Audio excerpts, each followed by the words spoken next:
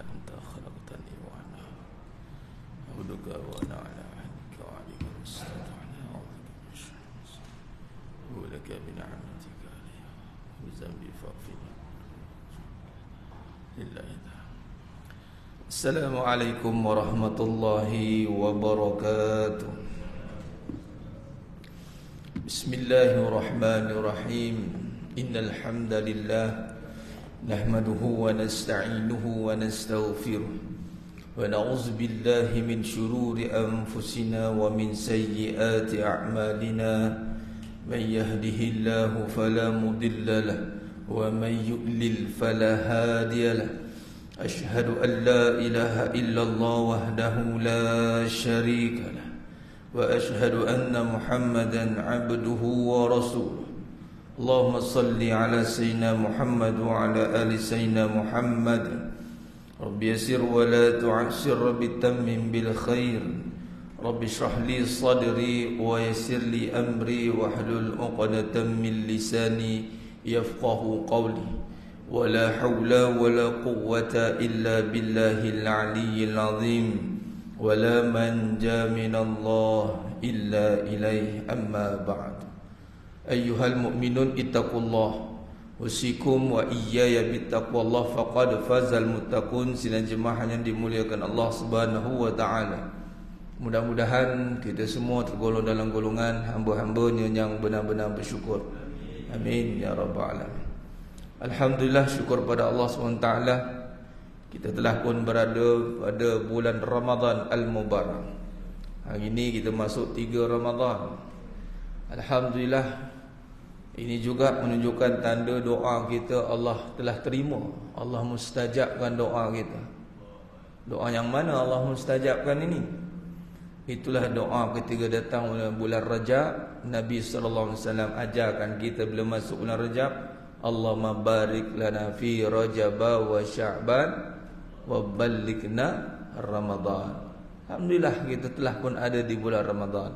Itu mustajab doa lah tu. Alhamdulillah, syukur pada Allah. Kerana pada bulan yang penuh barakah ini, inilah satu-satunya bulan jemaah sekalian yang padanya berlaku satu peristiwa, satu keadaan yang tidak berlaku pada bulan-bulan lain. Apakah peristiwa itu jemaah sekalian? Yang mana peristiwa ini hendaklah kita gunakan, kita ambil peluang. Inilah masanya untuk kita persiapkan diri kita. Kerana apa? Kerana Nabi SAW telah bersabda, An Abi Hurairah radhiyallahu an yaqul qala Rasulullah sallallahu alaihi wasallam, Iza jaa Ramadan, bila datangnya bulan Ramadan, futihat abwabul jannah. Ketika datangnya bulan Ramadan, maka dibukakan seluruh pintu syurga. Tidak berlaku di bulan yang lain jemaah sekalian. Dia hanya saja berlaku di bulan Ramadan. Dalam satu hadis yang lain, An Abi Hurairah radhiyallahu anhu yaqul qala Rasulullah sallallahu alaihi wasallam, Iza dakhala syahru Ramadan futihat abwabus sama wa ghulliqat abwabu jahannam wa sulsilatis syayatin. Apabila datangnya bulan Ramadan, maka pintu-pintu langit dibuka. Dia pintu langit terbuka ni, bukan kita dongak ke langit tengok nampak itu kan langit lagi, itu awan baru, atmosfer. Kalau langit ni kita belajar yang mana? Ketika Isra' wal Mi'raj. Langit pertama, langit kedua, langit tiga. Sebelum tu tertutup. Naik Nabi SAW naik ke tingkat yang ke-7. Itu juga ibrah menunjukkan manusia ni kejadian lebih tinggi pada kejadian yang lain. Wa ima langit sekalipun dibuka pintu langit. Yang terbuka pintu langit ni juga ketika Allah turunkan suratul Fatihah dan akhir suratul Baqarah 285 286. Sebab tu juga suratul Fatihah disyariatkan dibacakan dalam solat. Ketika dibacakan dengan penuh keimanan, terbuka pintu langit. Nah, Jadi pintu syurga pun terbuka, pintu langit pun terbuka. Ketika ini apa yang berlaku kalau terbuka pintu syurga, pintu langit? Mustajabulah doa. Dan ditutup rapat serapat-rapatnya pintu neraka. Dan dibelenggu syaitan durjana. Maka ada satu kenyataan saya tulis, kini tiba masanya pintu syurga dibuka luas, pintu neraka ditutup kemas.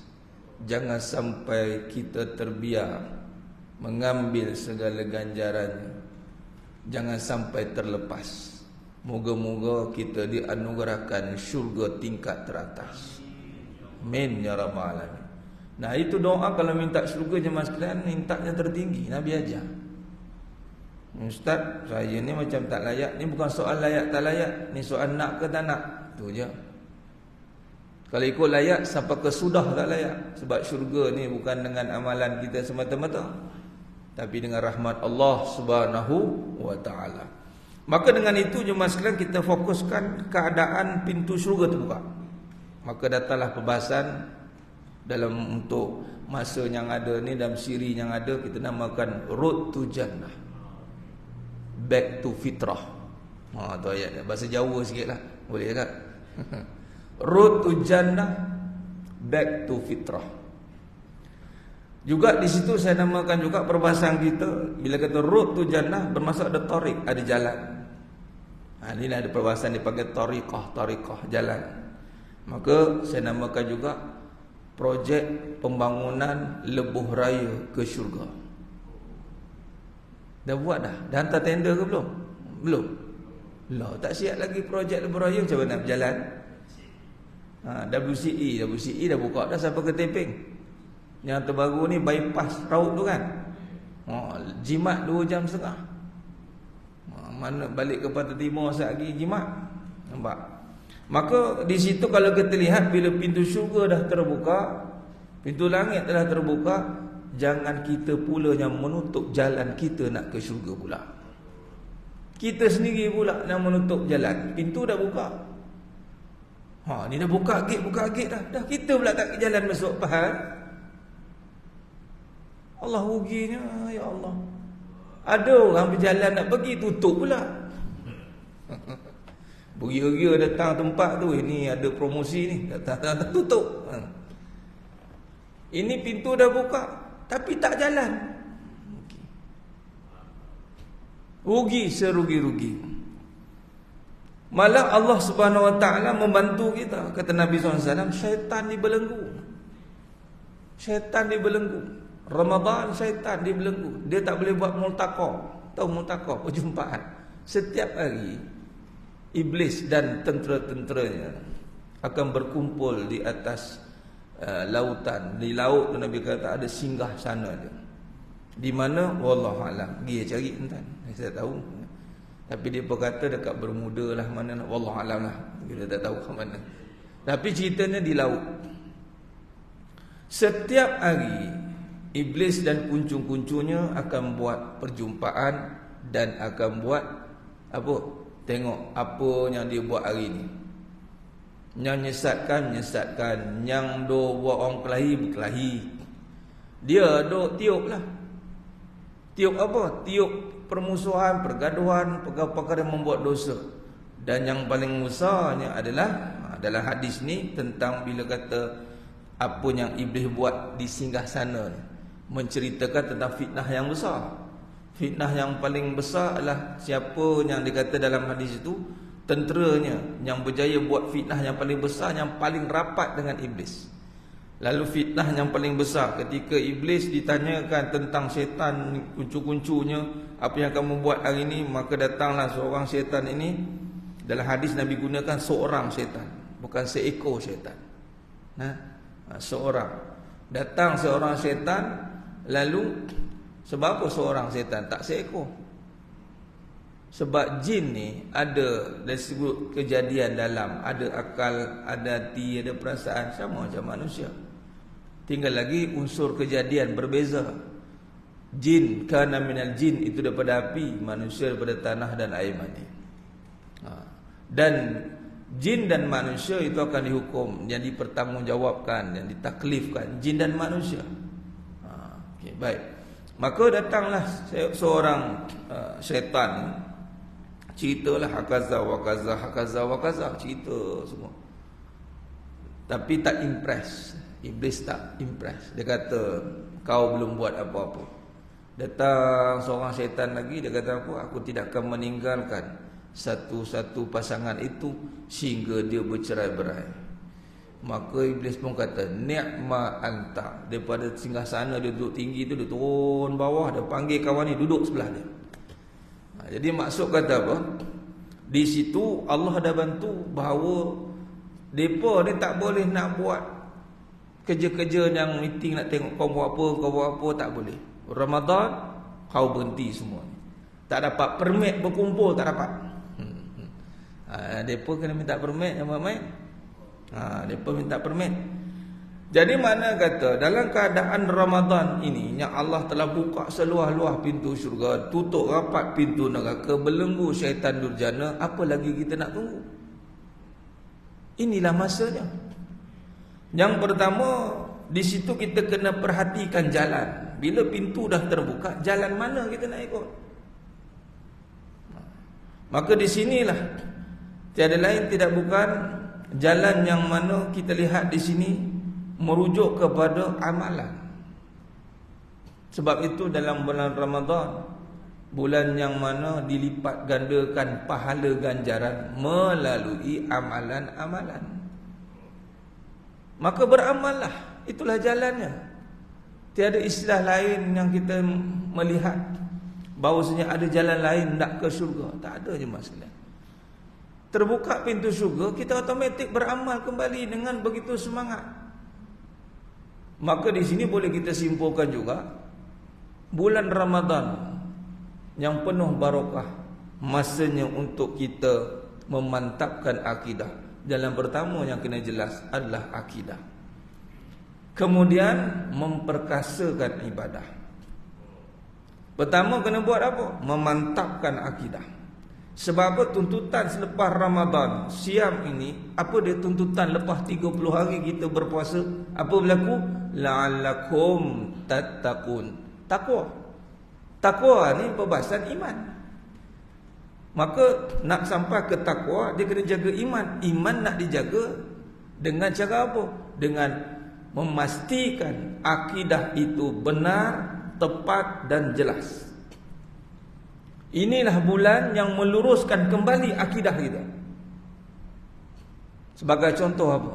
Ini jalan yang pertama kena benar, jalan akidah. Selama hari ini mungkin kita tersilap fikir, bersangka bahawa, contoh saya ambil satu, dengan kita tengok syariat makan dan minum.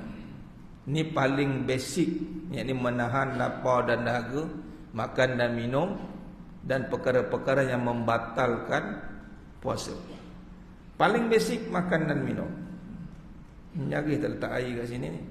Ni 3 Ramadan tak apa, boleh dimaafkan, contoh terlupa kan. Kalau dah 15 Ramadan tu nyanyi lah.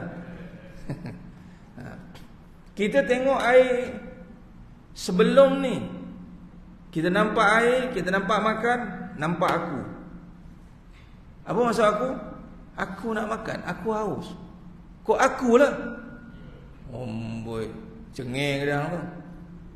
Ini Nabi hari ni mau masak kata, boy marah dia. Ini je. Garam tak ada. Tawar. Pahit. Cerita Prabi tu kan. Hari ini Ramadan, mungkin dah berapa puluh tahun kita lalui, tetap mengajarkan satu perkara yang sama. Nak minum hari ini kena minta izin Allah. Nak kira haus, ni Haji Tuan Haji Amir kata, Ustaz, jadual Ustaz bukan semalam, hari Rabu, minggu depan kata. Bagus Haji, kalau tidak saya hat-trick semalam. Kuliah subuh, kuliah duha, kuliah zuhur. Mau lepas zuhur tu buka selai bulan kata. Dah lah 939 darjah Celsius, panas. Tu. Nampak? Jadi nak kita haus, tak nampak aku haus dah. Lapar, tak nampak lapar dah. Walaupun lapar ada, haus ada. Tapi kerana Allah yang ada, hilang lapar, hilang haus. Sebab itu kita buat kerana Allah. Itu akidah lah. Tak ada kita puasa kerana orang, tak dibuat orang. Asal tu cantik, tapi ujung-ujung pahala hilang tu masalah tu. Kita bincang lain pula tu. Tapi nak bagi tahunya, kerana Allah, maka kita boleh melakukan syarat itu. Maka ini akidah. Yang bagi makan, bagi minum bukan manusia, Allah. Walaupun syariat kita nampak diri kita. Ini kata lumrah dan fitrah. Lumrah tu pada manusia, fitrah tu suci balik kepada Allah. Sebab tu nak balik kepada Aidul Fitri. Nah, itu satu. Nanti kita boleh cakap kepada anak kita, ingatkan perkara akidah bukan perkara yang boleh ambil mudah. Jangan ambil mudah masalah akidah. Akidah perkara yang paling susah. Paling susah. Sebab apa? Kalau tidak kerana susah, takkanlah diulang syahadah berkali-kali. Cukup sekali udahlah, nak mengucap banyak kali buat apa? Susah. Nak pula akhir zaman ni, ada hadis khusus Nabi menceritakan keadaan umat akhir zaman yang mana imannya seperti siang dan malam, bertukarnya semudah itu. Siang dia Islam, malam dia kafir. Malam dia Islam, siang dia kafir. Bertukar begitu mudah. Islam hanya pada nama, iman entah ke mana. Islam hanya pada nama, iman entah ke mana. Datang ujian, hilang, tak ada arah hidup dia. Habis, hara dia buat. Makan minum, dia ingat diri dia. Walhal Allah bagi izin. Dan di sini kita ingat bahawa datang bulan Ramadan akidah. Cuba kita tengok. Dulu kita ingat, kita sangka bahawasanya tak kerja tak makan. Kita nak pergi kerja kan, Ustaz 7-5 minit udah Ustaz. Okey. Betul lah tu. Kita puasa. Yang dengar sedap, yang cakap dia benar. Nak pergi kerja. Tapi nak bagi tahu, pergi kerja tu bukan sebab nak cari makan. Tapi kerja tu nak cari pahala sebenarnya. Buktinya apa? Buktinya dalam bulan Ramadan, ini akidah diluruskan. Kita bekerja tapi kenapa masih tak makan? Tunggu apa lagi? Tengah-tengah hari tu kan penat, ya Allah haus lapar, makan lah. Tak. Tunggu pula. Tunggu apa nak makan ni? Tunggu apa? Masuk solat katanya. Masuk waktu solat. Makna kata tunggu masuk solat. Maka kita boleh katakan kalau tak solat tak makan. Kita masuk waktu berbuka pada waktu solat. Dan solat itu pula waktu maghrib, solat pertama bagi orang Islam. Dan waktu itu biasa orang buat dek juga. Orang sibuk kelang kelibut balik kerja, anggan terlepas pun ada. Sampai tinggal solat, nak cari makan tinggal solat. Walhal solatlah yang menjadi asbab syariat mendatangkan makan. Dalam buka buatnya ni majlis Ramadan di sini, ada buat buka, ada kan? Nampak? Semalam saya kuliah di Masjid Ampang Hilir, 250 orang pack. Dia buat 280 dah hari ni lagi. Semalam 250, saat hari ni 280. Sebab apa? Masjid tepi jalan. Orang singgah semacam lah tuan-tuan. Nak makan. Tapi nak makan tu sebab apa? Sebab padanya itu ada tuntutan. Allah yang bagi makan sebenarnya hakikatnya. Kerana ada solat. Maka lepas ni luruskan ni syariat ni, akidah ni. Bila sebut syariat pasti bertemu hakikat, pasti. Syariat solat ni menyatakan iman kita. Pasti. Bila sebut syariat, maka pasti akan berjalan terus tembus ke hakikat dan sampai ke makrifat sepatutnya. Dia tidak habis kat syariat situ.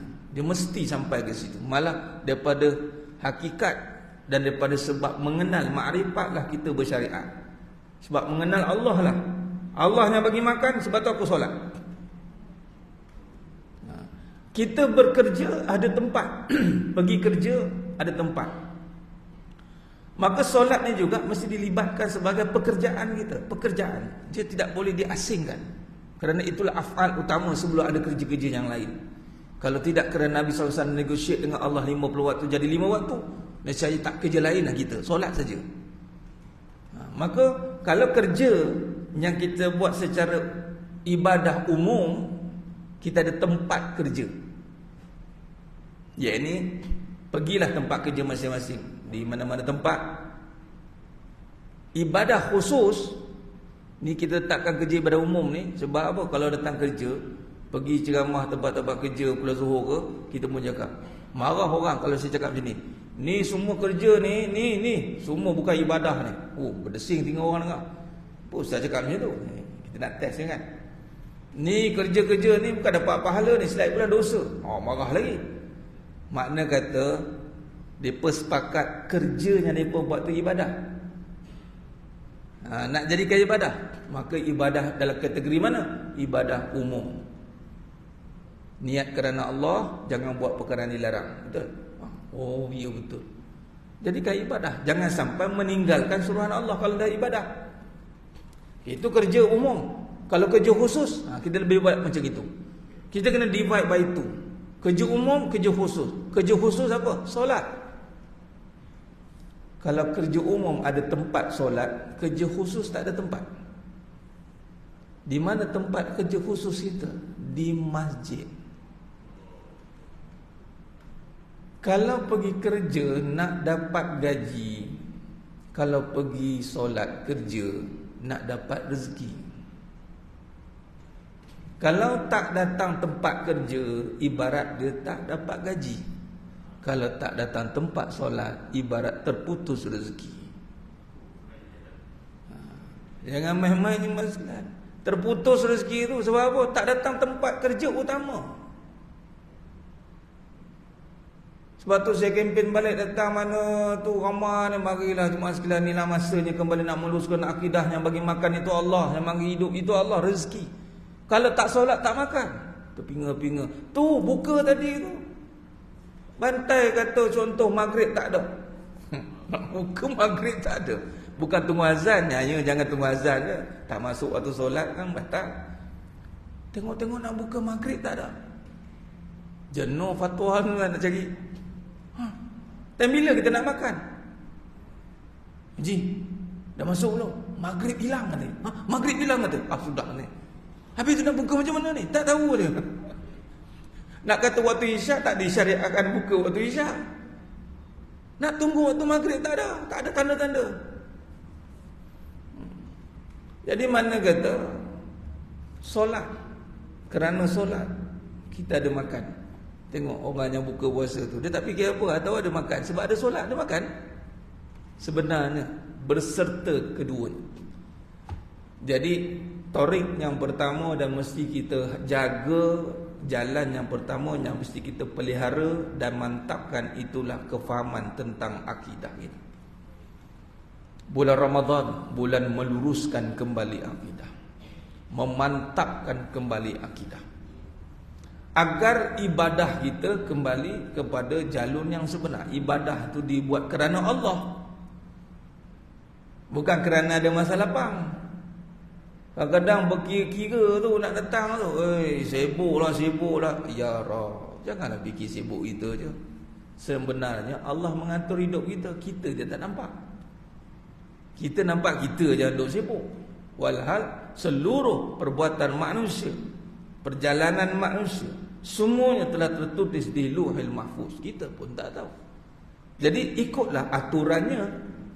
Maka kesimpulan jemaah sekalian, Ramadan bulan di mana kita belajar syariat Allah menentukan kembali syariat kehidupan. Apa syariat kehidupan? Makan minum tadi. Apa syariat Allah? Solat. Kalau tak kena solat, tak ada makanan. Itu ibarat dia macam itu. Habis ustaz yang tak solat pun boleh makan. Menumpang orang solat lah. Menumpang orang yang solat lah. Tak pasal-pasal Yang tak solat pun kena tunggu waktu solat. Nak buka, kerah dekat situ. Kerah dia. Buka dia, pom. Tak solat. Padahal dia dah tunggu waktu solat. Tengok, kerana menunggu waktu solat, Allah jamin ada makanan. Cuba kalau kita buat dalam bulan yang seterusnya, menunggu waktu solat, Allah jamin makan minum kita selepas ni.